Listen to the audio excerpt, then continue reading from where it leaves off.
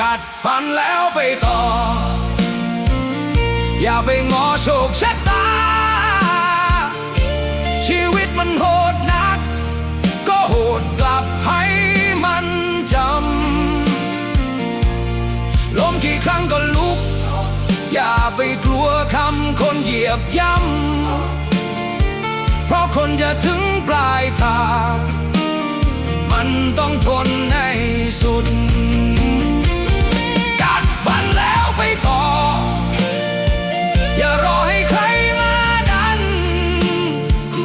สองมือสองขากูนี่แหละพากูขึ้นโดนซ้ำโดนเหยียบก็ยังยืนให้มันชื่นว่าคนอย่างกูมันไม่เคยยอมแพ้